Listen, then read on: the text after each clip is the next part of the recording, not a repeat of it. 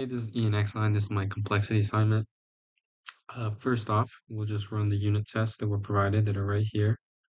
So we'll run these to show that everything passed. Okay, boom. Let's see, all our tests passed. And then we'll briefly go over the main class just because there's not a lot. So I just created simple test loops through just the disks 1 through 6. And then they call both methods and print the results, basically just to verify that the output matches. And it matches the expected values from the unit tests, and then it's the core logic of my towers of Hanoi. So if we go into our methods here, we go. So as you can see, our first super simple methods. The first one basically just calculates the total numbers of moves required to solve the puzzle with however many disks. So that's just the formula, which is just 2 to the power of n, so the number of disks, and then minus 1.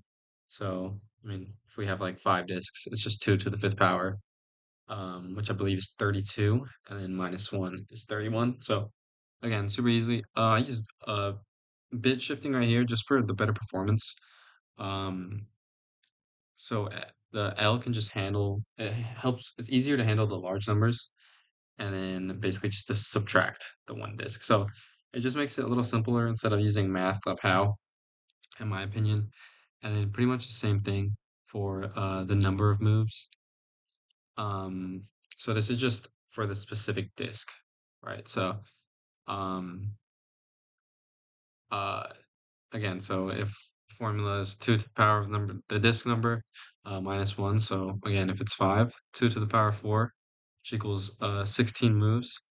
And then it's kind of interesting because disc 1 moves 1 time, 2 moves 2, 3 moves 4, 4 moves 8. So it just keeps doubling, which I thought was kind of cool, but I guess that's just how math works. Um, so that's pretty much all we have. And then if I go ahead and run this, we could take a look at it here. Wait, no, code. As you can see here. Um, so testing total, boom, 1 move, 3 moves, 7 moves, 15, 31, like we calculated 63. And then, yeah, so this is just how much each disc actually moves. So these are our two methods here. And that's pretty much it. Thank you.